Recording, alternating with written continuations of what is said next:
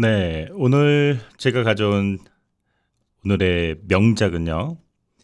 제목이 좀 재밌습니다. 정프로의 한없이 가벼운 경제상식, 정영진 지음. 지금 제가 책 겉표지 보면서 말씀드리고 있는데요. 경제, 딱 이 정도면 된다. 재테크 시작이 막막한 당신을 위한 세상에서 가장 쉬운 경제 입문서. 정영진 작가입니다. 네, 무엇보다 중요한 게 이 책에 이제 한 페이지 겉표지를 딱 넘기자마자 사인펜 같은 걸로 정영진의 사인과 이런 글이 적혀 있습니다. 돈이 없는 게 아니라 내가 없는 겁니다. 그리고 저는 한참 동안 이걸 쳐다봤어요. 낙서를 해놓은 건가 이게 근데 정말 똑같아요. 그 실제로 사인펜으로 쓴 것과 그래서 그냥 옆에 사람이 저한테 써준 것 같은 그런 요즘 인쇄 기술이 엄청납니다. 정영진 씨, 자 정영진 씨는 저랑 닮은 꼴이 정말 정말 많은 분입니다. 어쩜 이렇게 닮은 꼴이 많을까? 진짜 정영진 씨의 위키피디아를 보면 이거 나무 위키를 보면 그냥 이름만 바꿔도 될 정도로 저랑 닮은 게 참 많은데 외모는 정영진 씨가 훨씬 잘생겼어요. 네. 아주 보기 드문 시사평론가로서 보기 드문 아주 쾌남입니다. 제가 저는 TV가 집에 없는데 가끔 이렇게 보는 게 유튜브 채널 중에 몇 개가 있는데요. 그 몇 개 되지도 않는 채널을 인물을 보고 사람을 보고 이렇게 듣거나 보지는 않는데 그냥 우연히 겹친 보다 보니까 정영진이 나오고 보다 보니까 정영진이 기획하고 보다 보니까 컨텐츠를 만들었던 분이고 뭐 이런 경험들이 있습니다. 제가 이 책 날개에 적혀 있는 글을 읽어드릴게요. 저는 이 글이 출판사에서 저자를 소개하는 글인 줄 알고 그냥 무심코 늘 그렇듯이 무미건조하게 읽어갔었는데요. 이게 알고 봤더니 출판사에서 정영진 씨를 소개한 게 아니라 정영진 본인이 본인을 소개한 글이더라고요. 읽어드리도록 하겠습니다. 정치, 경제, 철학, 과학, 독서, 예능까지 대한민국에서 가장 다양한 프로그램을 기획하고 진행하고 있다. 진행했던 그리고 진행하는 콘텐츠들이 대체로 잘 됐다. 호기심이 많았고 큰 고민 없이 시작했고 사람을 잘 만났고 운이 좋았다. 앞으로도 그러리라 생각한다. 일에서는 대체로 실패하지 않았지만 그 외에는 대체로 성공하지 못했다.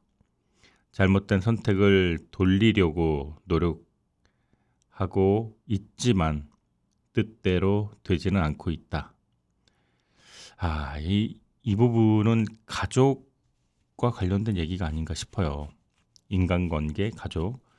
본인이 철저히 낯을 가리고 사람과 잘 융화되지 못한다고 여러 번 이야기를 했었고 그리고 가족분들이 해외 아이들 3명을 데리고 그 엄마가 지금 해외에 있는데 거의 이제 잘 못 보는 그런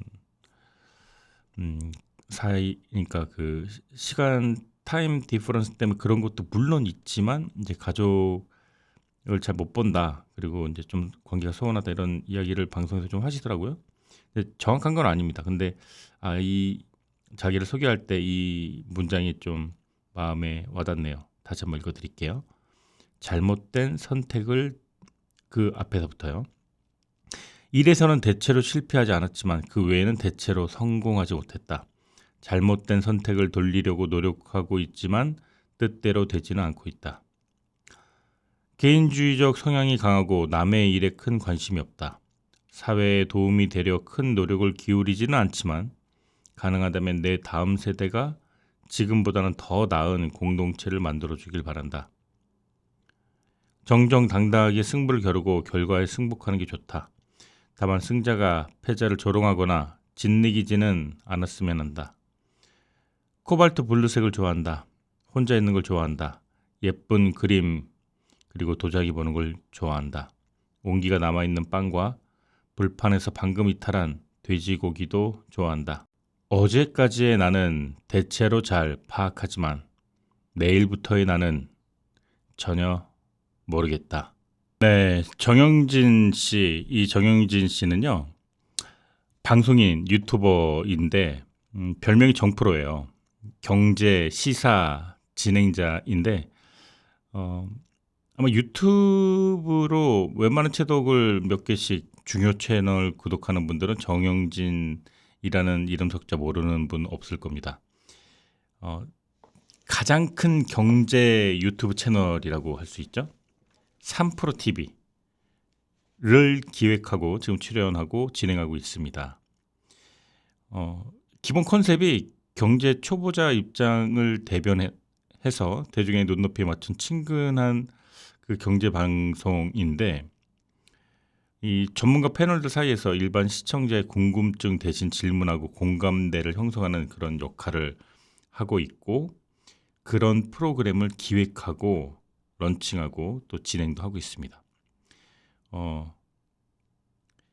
그 무엇보다도 재밌는 이력인 게 퀴즈 왕 출신이라 그래요. 정영진 씨가. 그래가지고 이 나무위키의 정영진이라는 이름을 치면은 가장 그 높은 비율로 나오는 게 1대 100이라는 방송국 그 방송이 있었죠. 이제 퀴즈 대한민국 으로 그 리포터 신분으로 나와서 퀴즈 영웅의 24대 퀴즈 영웅에 등극을 했고, 또 2007년도 1대 100이라는 방송 첫 방송에서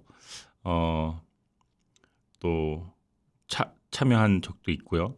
최후의 1인과의 경쟁 끝에 그러니까 100명이 참가해서 퀴즈를 푸는 건데, 진짜 우리나라에서 날고 기는 사람들이 모였는데 거기 최종 우승을 했던 분이기도 합니다. 그리고 또 퀴즈의 신이라는 방송에도 나왔었고요. 또 재밌는 이력이 정말 많아요.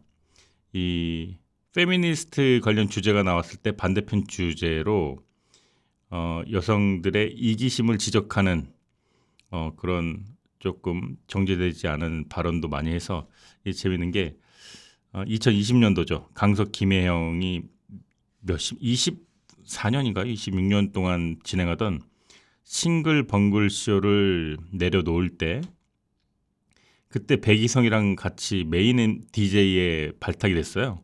그래서 백이성, 정영진의 이제 싱글 벙글 쇼가 이제 런칭을 앞두고 있다가 그때 과거 했던 말이 파묘가 됐습니다. 남성들이 주로 데이트 비용을 지불하고 이를 당연히 생각하는 여성들의 태도는 넓은 의미에서 보면 매춘과 다르지 않다. 이런 굉장히 자극적이고 센 발언을 젊은 시절, 치기 어린 젊은 시절에 했었는데, 그 발언이 문제가 돼서 공중파 라디오 메인 진행자에서 낙마를 했습니다. 그때 당시 정영진 씨는 꿈만 같던 그 유명세를 탈 기회가 날아갔기 때문에 정말 많이 절망했다 그래요. 그런데 그게 세옹지마 이대로 쓰러질 수 없다 절치부심하는 마음으로 그때부터 아주 또 다시 맹렬하게 매불쇼에 이어서 3프로 TV, 일당 100, 뭐 지구본 연구소, 뭐 그다음에 과학 정영진의 뭐 과학 상식 뭐 이런 여러 가지 좋은 그 방송을 런칭하고 기획하고 진행하고 했습니다. 그리고 실제로 과학을 보다라는 그 프로그램은 과학 개통해서 한국 유튜브계의 신기록을 또 작성을 했고요. 제가 이번에 같이 산 책입니다. 네. 정영진 씨는 참 다재다능합니다. 그러니까 30살 나이에 대한민국 최고 수재들이 100명이 모여서 퀴즈를 풀었는데 거기서 1등을 했습니다. 그렇다고 뭐 학벌이나 뭐 경력이 엄청나게 화려한 것도 아니에요. 그냥 충남대학 죄송합니다. 충남대 졸업생 여러분. 그냥 충남대가 아니라 위대한 충남대 신방과를 나왔고요. 그리고 또 유학길에 올라서 이제 미국 변호사가 되기 위해서 공부를 하다가 뭐 다시 한국으로 돌아오고 다시 리포트를 하고 책을 읽고 글을 쓰고 방송을 하고 이렇게 왔다 갔다 하는 인생을 살았지만 콘텐츠 기획자로서 그 출중한 능력은 이렇게 왔다 갔다 하면서 살았던 것이 아닌가, 그게 이유가 아닌가 그런 생각을 하게 됩니다. 그리고 정말로 뭐랄까요? 전문가적인 입장을 견지하진 않지만 시청자와 전문가를 원활하게 이어주는 징검다리 역할을 가장 잘하는 사람이 아닌가라는 제 개인적인 생각을 하고 있고요. 지금 가장 많은 유튜브 구독자 수를 지니고 있는 우리 매불쇼 메인 진행자여서 이제 지금 최욱 씨한테 넘기고 나왔는데 오히려 그 덕분에 시사 일황이라는 요즘 그 거대한 커뮤니티 지지를 바탕으로 닉네임으로 활동을 또 하고 있습니다. 일부 뭐 김호준 씨나 또 최욱 씨나 뭐 다른 또 보수권 그 스피커들도 엄청난 파급력을 가지고 있고 그 팬덤을 유지하고 있지만 정영진만큼 좌우 농객의 성향 상관없이 일반 청취자, 시청자, 그다음에 농객들, 평론가들에게 고르게 지지받는 사람은 없는 것 같다는 생각이 듭니다. 언제나 항상 중도와 편향되지 않은 시각을 견지하려고 노력하고 그리고 치우치지 않으려는 공정함을 항상 방송에서도 보여주고 있습니다. 정영진 씨는 이 스케줄 소화가 가능해 할 정도의 엄청나게 많은 스케줄을 소화하면서 방송 출연, 진행, 그다음에 콘텐츠 기획 그리고 또 많은 다수의 책을 집필했습니다. 그리고 지금 올 여름 따끈따끈한 책입니다. 정영진의 정프로의 한없이 가벼운 경제 상식을 우리들 앞에 선보였습니다.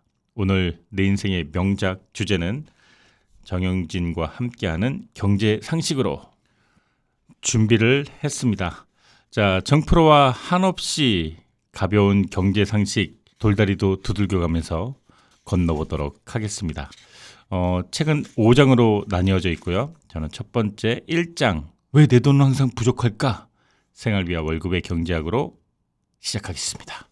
네, 제가 정영진 씨를 관심 있게 자주 우연스럽게도 보는 이유가 여러분들도 잘 아시다시피 유튜브 알고리즘은 참 거짓말을 안 하는 것 같아요. 이게 어떤 원리인지는 수도 없이 들어서 알고는 있는데 예를 들어서 제가 너무 우울하다. 근데 우울한 게 뭐 한 것도 없이 나이를 많이 먹는 것 같아서 우울하다. 이런 그냥 내 마음속으로만 그 생각을 가지고 있었단 말이에요. 그런데 갑자기 알고리즘의 법률 스님이 나이 먹는다고 억울해하지 마라 그런 쇼츠가 뜨는 거예요. 그리고 오늘 날씨도 좋은데 어디 놀러 갈 만한 곳 없나? 그러면은 뉴욕 근교 가볼 만한 여행지 막 이렇게 뜨고 여러분들도 그런 경험들이 있으시죠? 이게 어떤 이유인지 모르겠는데 우리 마음에 전이되는 뭔가가 이 디바이스를 통해서 유튜브 본사로 전송이 되는 것 같아요. 그렇지 않고서는야. 그리고 정영진 씨라는 인물도 제가 이제 마음속으로 되고 싶은 사람의 방향이 있을 거 아닙니까? 근데 그런 쪽으로 되게 많이 가 있는 사람인 것 같다는 생각도 들고 이제 저도 예전에는 뭐 좀 무색무취한 사람이긴 하지만 지금도 예전에는 조금 더 색깔이 좀 있었단 말이죠. 내 생각을 조금 더 강하게 주장하기도 했었고 그랬던 경향인데 지금 이제 시간이 지나면서 좀 무색무취가 되어가는 그런 느낌도 있고요. 그리고 조금 더 현명해지고 싶고 합리적이 되고 싶고 어느 한쪽 편을 들기보다는 양쪽 이야기를 들어보고 싶은 경향이 되게 많아졌는데 정영진 씨가 그때 딱 등장을 했어요. 그리고 전형적인 그런 진행자고 컨텐츠 개발자이며 그리고 책을 쓰는 작가이기도 합니다. 그런 그가 이렇게 뭔가 막 이렇게 빵 터지는 뭔가는 없는데 그냥 이렇게 잔잔하게 흘러가면서 마음을 든든한 생각이 들게 하는 그런 분이세요. 근데 이 머릿말 부분이 그냥 한 페이지예요. 근데 정말 그 필력을 자랑하는 분들 많이 계시잖아요. 근데 어떤 분의 머릿말보다 그냥 담담하게 와 이런 생각 지금 와 하면서 제가 조금 떨렸습니다. 네, 거두절미하고 읽어보도록 하겠습니다. 경제 뉴스 앞에서 머뭇거리는 사람들을 위해 30년 전이다. 지금은 고인이 되신 대한민국 최초 개그맨 전유성 씨가 컴퓨터 일주일만 하면 전유성만큼 한다. 이 시리즈를 책으로 냈다. 당시 기업과 가정에 컴퓨터가 빠르게 보급되고 있었고 10대, 20대 사이에 컴퓨터에 적응할 수 있지만 그 사람들 정말 많은 사람들이 PC 통신이나 인터넷에 접속하기 어려워했고 업무 활용은 전문가의 영역에 속했다. 그러다 이 책이 나오자 많은 기성세대가 책을 구입해 컴퓨터를 친근하게 사용할 수 있었다. 이 책이 누군가에게 그런 역할을 했으면 한다. 너무 큰 꿈이라 생각할 수 있지만 아주 못할 일도 아닌 것 같다. 물론 나는 경제 전문가도 아니고 경제, 경영, 재테크 관련된 전공, 실무도 하지 않았다.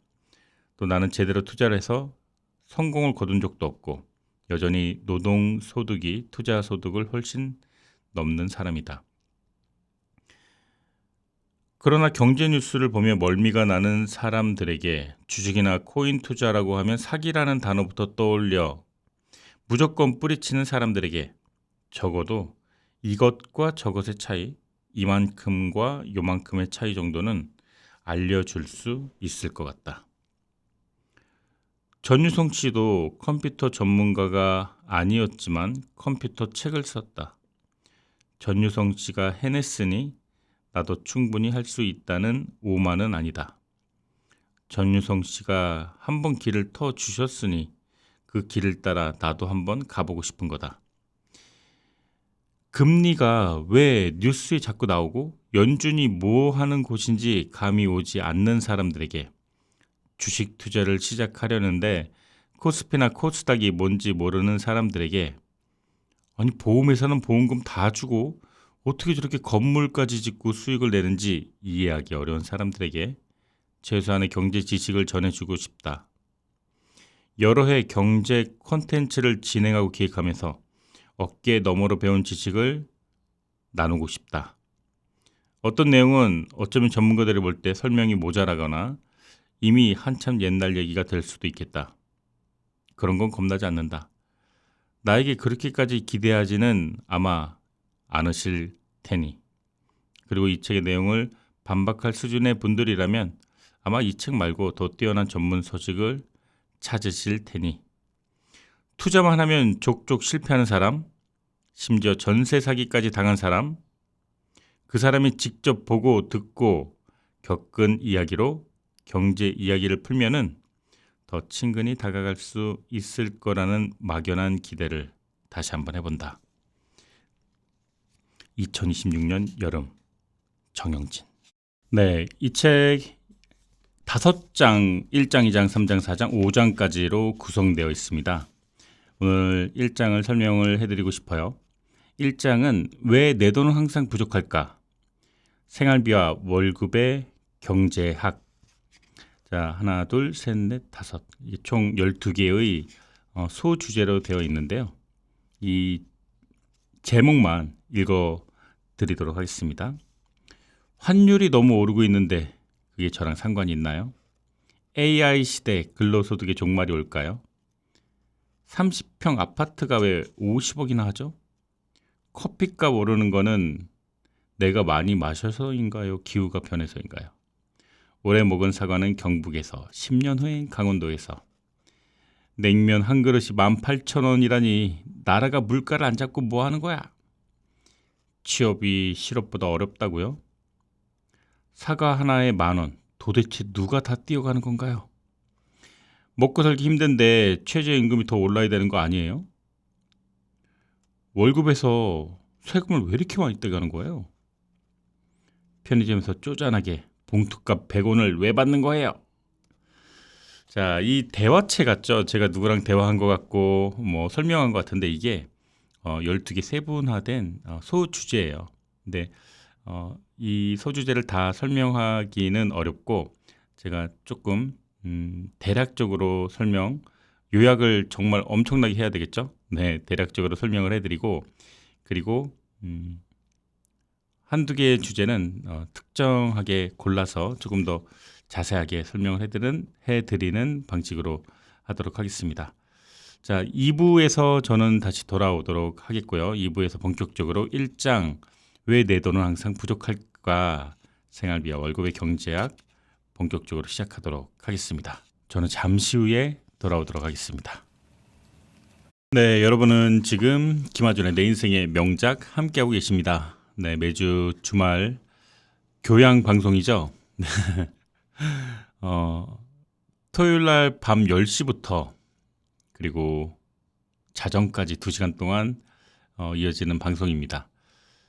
요즘 저희 방송국에 대체 방송이 참 많이 방송되고 있습니다. 한국에서 이렇게 돈 주고 사오는 거죠. 네, 돈 주고 사오는 방송이기도 하고 또 사실 인정할 건 인정해야죠. 이 방송 퀄리티도 더 높고 그렇지만 우리 동포사회, 우리 200만 미국의 한인 동포들을 위한 우리들의 목소리, 네, 저희 주말 방송에서 자리를 끝까지 굳건히 지키고 있겠습니다. 네. 좋은 책을 소개한다는 것은 참 기쁘고 보람되고 사명감 있는 일이에요.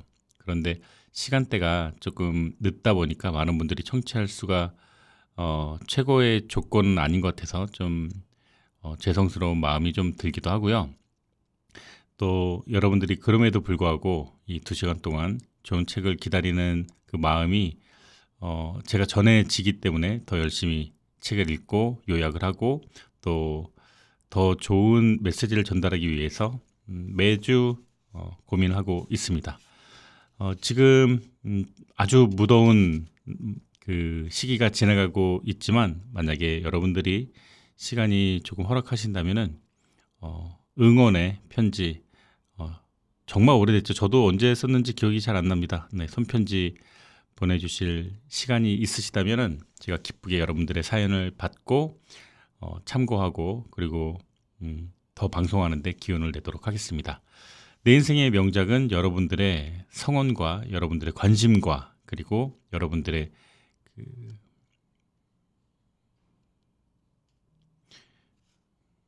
독서에 대한 책에 대한 열정을 반영하여 제작되고 있습니다.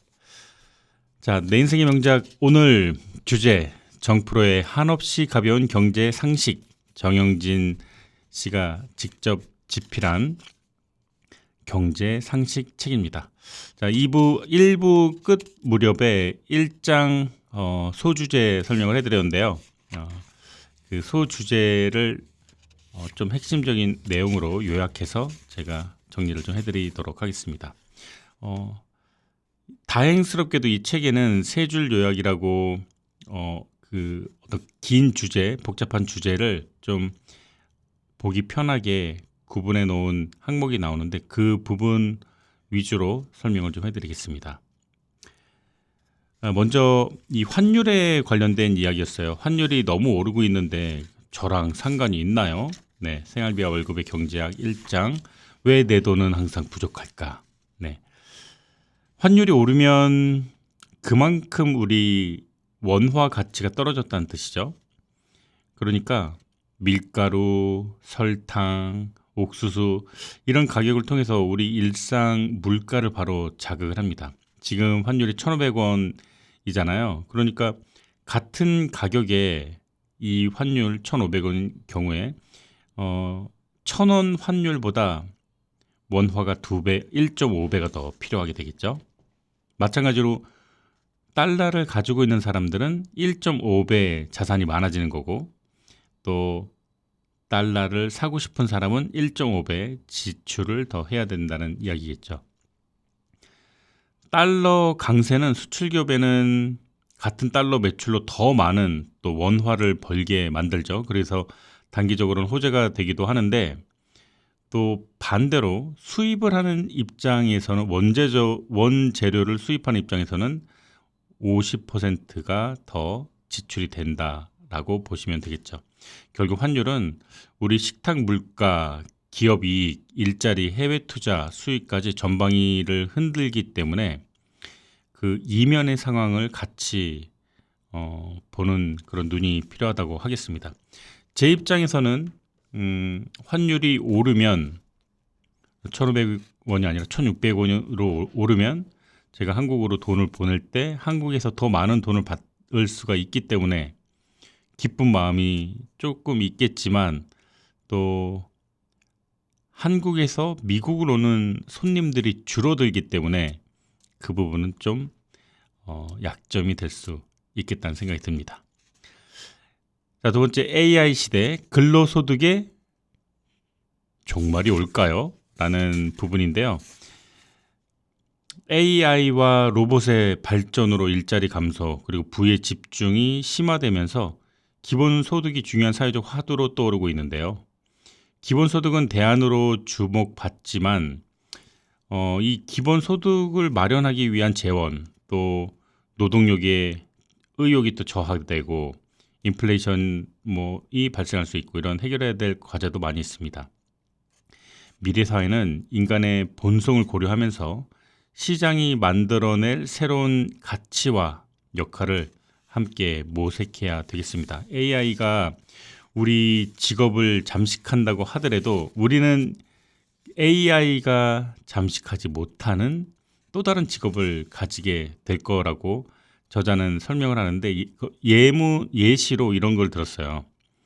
접시를 만든다고 했을 때 AI가 더 정교하게 1분에 3,000개를 만들어낸다면 인간이 만들어내는 하루에 10개짜리 접시는 수십만 원, 수백만 원으로 뛸 수 있을 것이다 라고 반대급부에 대한 이야기를 했습니다. 자, 다음 30평 아파트가 왜 50억이나 하는 거죠? 라는 주제로 정유진 씨가 쓴 내용을 보면은, 부동산 가격은 금리 영향을 많이 받죠. 이거는 근데 세계 정세, 그러니까 특히 미국 금리 영향을 정말 크게 받습니다. 금리가 내려가면 부동산 가격은 대체로 올라가죠. 그리고 부동산 가격은 위치나 주변의 인프라, 또 층수, 조망, 이런, 또 심지어 층고나 브랜드 인테리어까지도 영향을 받는 자산이 됩니다.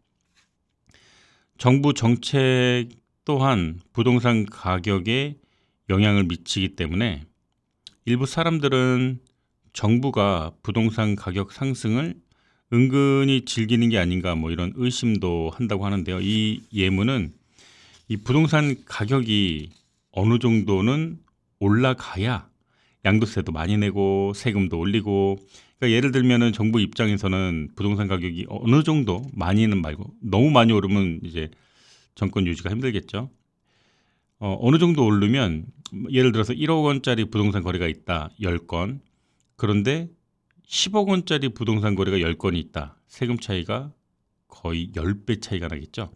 그래서 부동산 가격이 올라서 사람들이 양도세를 내고 보유세를 내고 그렇게 되면 정부로서는 세수가 높아지니까 그 비용으로 국가 예산에 더 활용할 수가 있겠는데, 그래서 이제 사람들은 정부가 부동산 가격을 안정시키겠다고 말하지만 내심 올라가는 것도 살짝 방관하는 건 아닌가, 이렇게 보는 시각도 있다는 거죠.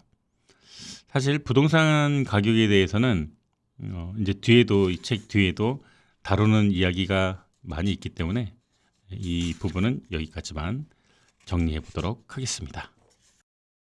커피 가격이 오르는 거는 우리가 많이 마셔서인가요? 아니면 기후가 변해서일까요?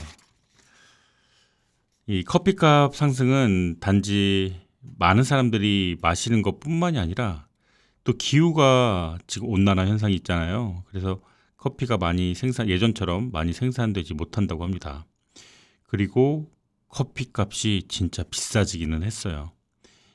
그냥 커피 맛뿐만이 아니라 요즘엔 커피를 먹기 위한 장소, 인테리어, 그다음에 디자인 뭐 이런 것까지 신경을 많이 쓰다 보니까 원재료값보다도 부재료가 더 많이 오른 그런 것도 있겠죠. 특히 제일 좋은 원두 중에 하나라고 해요. 아라비카 원두라고 있는데 그게 기후에 되게 민감하다고 그럽니다. 그래서 생산량이 점점 줄고 있고 뭐 원재료 가격도 오르고 하다 보니까 가격 상승 압력이 커진다고 하죠. 하지만 장기적으로는 분명히 이제 정프로가 이야기하기를 어떤 게 가격이 너무 비싸서 접근이 어려울 때 인류는 반드시 부차적인 대안을 마련해 왔다라고 밝혔는데 장기적으로는 품종 개량이나 뭐 대체제 등장으로 균형이 맞춰질 것이다. 하지만 당분간 커피 가격 상승 흐름은 이어질 가능성이 크다라고 책에 이렇게 묘사를 해놨나요. 자, 그 다음에는 오래 먹은 사과는 경북에서 10년 후엔 강원도에서라는 주제로 이번에도 이제 먹거리 관련된 이야기를 해놨어요. 2020년 이후로 그 사과 재배지가 점차 옮겨가고 있다고 합니다. 그 전에는 사과하면 대구 아닙니까? 딱 그랬죠. 근데 지금은 이 대구에서 사과 나무가 급격히 줄어들고 있다라고 합니다. 이제 그 이유 중에 하나가 책에 이제 예문을 넣어 놓은 게 40년이 넘어가면은 이런저런 병에 걸리기가 쉽고 잘 관리해도 수확량 자체가 떨어진다고 하네요. 그래서 보통 사과나무는 한 30년 정도까지 가장 많은 생산량을 기록하고 40년이 넘어가면은 좀 많이 약해진다고 합니다. 그래서 국내 사과의 90%를 차지했던 대구가 이제 사과의 본고장이라고 보기 어려울 수 있다. 이제 그러면서 이제 경북 의성, 안동, 뭐 영주, 상주 이렇게 재배지가 확산되는 추세라고 합니다. 자, 그리고 이런 주제예요. 냉면 한 그릇이 18,000원이라니. 아니 나라가 물가 안 잡고 뭐해? 네, 이 주제는 디플레이션을 논한 주제예요. 인플레이션보다 훨씬 더 위험하다고 볼 수 있는 이 디플레이션. 이 디플레이션은 기업 파산과 빚의 무게 증가라는 악순환을 만드는데요. 이 책에서는 이런 아주 재밌는 비유를 해놨어요. 저는 이 비유가 제일 인상적이었는데 유럽에 빵빵 마을이라고 있다. 이제 가정을 한 거예요. 세상에서 가장 맛있는 빵을 굽는 빵시기 아저씨가 있었다. 아저씨 빵 가격이 1,000원인데 모두가 만족스러워했다. 그러던 어느 날 혁신적인 발명품이 등장해서 이 기계로 빵을 만들면 절반의 노력으로 2배나 많이 구울 수 있는 이 마법의 오븐이 등장했는데 빵시기 아저씨는 큰맘 먹고 은행에서 1,000만 원을 대출받아 이 오븐을 들여왔습니다. 그래서 빵 생산 비용이 크게 줄었고 아저씨는 고마운 마음에 빵 가격을 100원 내려서 900원으로 했습니다. 마을 사람들은 환호를 했죠. 와, 이제 빵이 더 싸졌다. 월급은 그대로인데 빵을 더 많이 먹을 수 있겠구나. 여기까지 해피엔딩인 줄 알았는데 빵 가격이 100원 내리니까 사람들이 이런 생각을 했습니다. 좋은 기계도 들어왔고 대량으로 빵을 만드니까 어제는 1,000원이 오늘은 900원이네. 내일은 800원이 될 것 같은데 하루만 더 참았다 내일 사자. 이 생각이 전염병처럼 마을 전체로 퍼져나가고 빵시기 아저씨 빵가게는 파리만 날리게 되었습니다. 그래서 어쩔 수 없이 그 다음 날 800원으로 내리고 700원으로 내렸습니다. 사람들은 더 긴축 경제에 들어갑니다. 내 예상이 맞았어. 조금만 더 기다리면 500원에도 살 수 있겠는데? 저자는 말합니다. 이게 바로 디플레이션의 첫 번째 공포, 소비 실종이라고요. 자, 이렇게 소비가 실종되니까 아저씨에게 밀가루를 대던 방앗간 아저씨, 가게를 꾸며준 인테리어 업체 사장님도 돈을 받지 못하고 있습니다. 그러니까 방앗간 아저씨도, 인테리어 사장님도, 빵시기 빵빵 가게 빵시기 사장님도 소비가 줄어들게 됐습니다. 더 무서운 건 빵시기 아저씨가 은행에서 빌린 1,000만 원입니다. 빵시기 아저씨는 도저히 1,000만 원을 갚을 수 없어서 파산하게 됩니다. 이게 디플레이션의 가장 치명적인 공포. 돈의 액수는 그대로지만 돈의 가치가 올라버리고 실질적인 빚의 무게가 2배로 늘어나는 마법. 빵시기 아저씨가 아무리 빵을 구워도 절대 빚을 갚을 수 없는 지옥에 빠지고 파산하는 위험. 빵시기 아저씨가 파산하니 은행도 위험해지고, 은행이 위험해지니 선량한 예금주들에게 피해가 가고, 그것이 전체 사회로 이전되는 것입니다. 실제로 1929년 미국 대공황 이런 식이었죠. 1920년대 과도한 레버리지 투자로 형성된 이 주식 버블이 붕괴되니까 자산 가격이 급락을 하게 됐고, 공황 매도가 이어지면서 디플레이션이 시작됐고, 1929년부터 1933년 동안 전체 통화량의 3분의 1이 감소했다고 합니다. 사람들이 아예 집 밖을 안 나서고 외식을 안 하고 소비를 안 하게 된 거죠. 그러니까 소득, 물가, 고용 동반 하락이 되어서 대수축 상황이 발생을 한 겁니다. 이 시기 미국 산업 생산은 47%가 내려갔고요. GDP는 30% 하락됐고, 실업률은 25%까지 치솟았다고 합니다. 사람들은 물건 가격이 더 하락할 걸 예상하고 소비를 멈추고, 기업들은 도산하고, 그리고 이 1929년부터 3년간 5,200개의 미국 은행이 파산을 해서 수많은 국민이 평생 저축이 하루아침에 날아갔다고 합니다. 자, 이게 이 디플레이션의 위험이라고 볼 수 있는, 인플레이션보다 훨씬 더 위험한 게 디플레이션이라고 합니다. 이 주제를 냉면 한 그릇이 18,000원이라니 나라가 물가 안 잡고 뭐해? 라는 주제로 이렇게 깊고 이 복잡한 내용이 들어가 있었습니다. 이 정영진 프로가 확실히 일반 소비자의 입장에서 쉽게 이 전문가의 영역을 넘나드는 징검다리 역할을 열심히 잘 해주는 것 같습니다. 다음은 편의점에서 쪼잔하게 봉투값 100원은 왜 받는 거예요? 네, 넛지 이론을 이용해서 설명을 하는 부분, 오늘 제가 열심히 더 설명해야 될 부분으로 제가 요약을 해서 나왔습니다. 잠시 후에 알아가 보죠. 편의점에서 봉투값을 받는 이유. 그 100원이 참 쪼잔해 보이지만 사실 그 안에는 사람들의 행동을 바꾸는 아주 똑똑한 경제학적인 설계가 숨어 있습니다. 바로 넛지 이론인데요. 넛지. 자, 넛지라고 하면은 어디서 많이 본 것 같지 않습니까?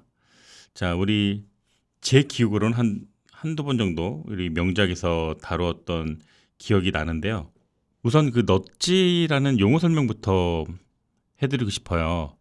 팔꿈치로 슬쩍 찌르듯이 강압 없이 자연스럽게 사람들이 더 나은 선택을 하도록 유도하는 부드러운 개입. 엄청 길죠? 뭔 단어 뜻이 이렇게 기나요? 행동경제학자인 리처드 탈러 교수가 주장한 그 개념인데 원래 있는 단어이기도 하고요. 자연스럽게 무언가를 이렇게 유도하는 것을 넛지라고 합니다. 스펠링은 NUDGE. 행동의 자유를 보장하면서도 선택을 설계하여 긍정적인 변화를 이끌어낸다. 예를 한번 들어볼게요. 실생활 속 넛지 사용 사례. 이거는 예문을 하면 바로 확실하게 이해가 될 것 같아요. 남성분들 소변기에 이제 한국에서 주로 있는데 미국에서는 좀 못 본 것 같은데, 소변기 그 정중앙에 파리 그림 있는 거 뭔지 아시죠? 예, 소변기 중앙에 파리 그림을 붙여놓기만 해도 사람들의 조준율이 엄청나게 높아져서 밖으로 튀는 소변의 양이 크게 줄어든다고 하죠. 거의 무조건입니다. 네, 그 방향으로 네, 조준을 하죠. 대부분. 또 피아노 계단 이거 동영상으로 많이 보신 분들 계신지 모르겠는데 엘리베이터 대신에 이렇게 엘리베이터 그 계단으로 가면은 계단을 한 칸 한 칸 올라갈 때마다 도레미 이렇게 띵땅 띵땅 이렇게 되는 거예요. 그래서 올라갈 때마다 그 음률과 리듬에 엘리베이터 대신에 계단으로 올라간다. 근데 계단으로 올라가면서 심박수가 늘어나면서 하체가 튼튼해지면서 네, 건강이 회복된다. 이런 넛지. 또 식판 배치도 구내 식당에서 건강에 좋은 샐러드를 가장 입구에 배치함으로써 그 식판에 가득 야채와 샐러드를 먼저 많이 담게끔 유도를 하고 이제 고칼로리 지방 음식은 제일 뒤에 하는 배치를 하는 그래서 이제 건강을 잡는 그런 것도 있었고요. 또 마트의 노란 선 이거는 과속이 아주 잦아서 사고가 많았던 도로에 흰색 선에 차선 간격을 점점점 줄여 놓은 거예요. 그래서 운전자가 막 속도를 내다가도 자연스럽게 브레이크를 점점점 밟게 하는 이게 실생활 속 넛지 적용 사례인데요. 팔꿈치를 이렇게 슬쩍 찌르듯이 아이 왜 그래 네가 한번 해봐 뭐 당장 하시오 이게 아니라 이렇게 강압 없이 자연스럽게 사람들이 더 나은 선택을 하도록 유도하는 부드러운 개입을 넛지라고 하는데요. 우리가 비닐봉투를 마구잡이로 쓰면은 뭐 당장은 편하겠지만요. 그로 인해서 환경이 많이 오염이 되고 처리 비용이 발생을 하게 되겠죠. 그러면은 우리 사회 전체가 치러야 할 대가가 훗날에 더 많이 생기게 되겠죠. 이렇게 어떤 경제 활동이 당사자가 아닌 제3자나 사회 전체에 의도하지 않은 혜택이나 손해를 가져오는 걸 외부 효과라고 하는데요. 이 환경을 더럽힐 의도로 비닐봉투를 사용하진 않았겠지만 그렇겠지만 이런 부정적인 외부 효과를 줄이기 위해 이 넛지라는 사용법을 여기서 이제 인용을 한 건데 그게 비닐봉투에 100원을 매기는 겁니다.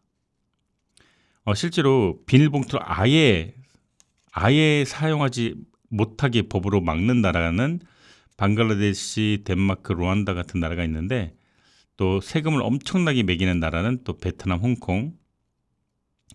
근데 우리는 넛지 효과를 사용한다고 하죠. 100원. 딱 100원. 미국에서는 25센트를 받죠.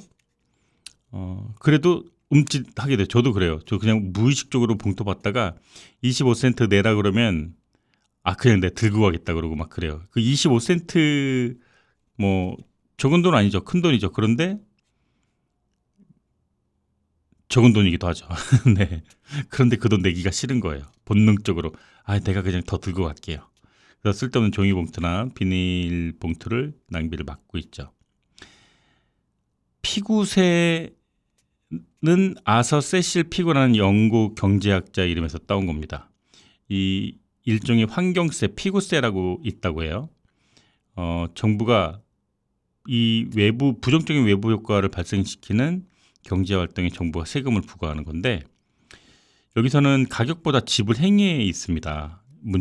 포인트는 사람들은 공짜일 때는 아무 생각 없이 비닐봉투를 가져가지만 단돈 100원이라도 내야 한다고 하면 맞다 장본이 가지고 올 걸 이렇게 생각을 한다고 해요.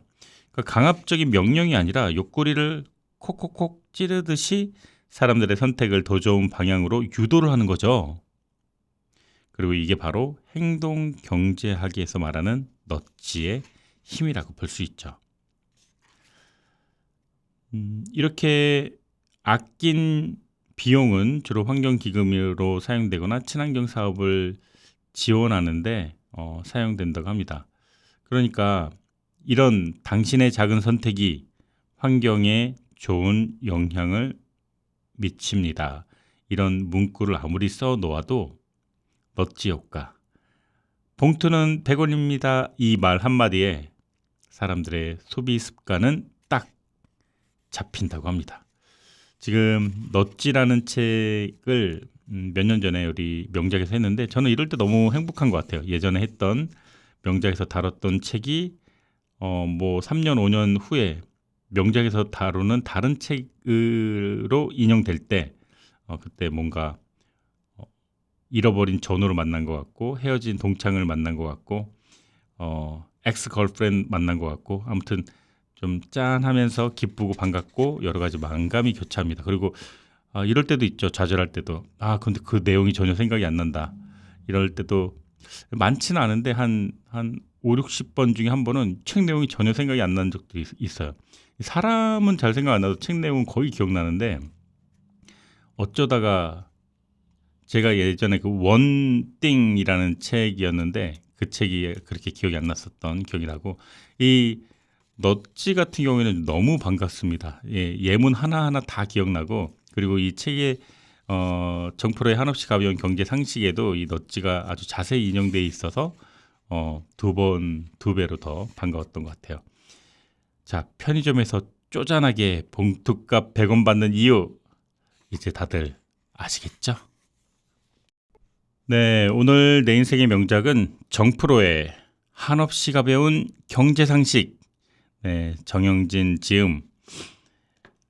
아주 즐겁게 여러분들과 수다 떨듯이 제가 좋아하는 정영진 씨의 책 함께 했습니다. 여름에 출간했는데 지금 여름이니까 얼마나 따끈따끈합니까? 네, 오늘 이 책은 총 5장까지 구성되어 있는 책 중에 1장 왜 내 돈은 항상 부족할까? 생활비와 월급의 경제학 부분이었습니다. 자, 저는 다음 주에 좋은 책과 좋은 음악을 가지고 다시 돌아오도록 하겠습니다.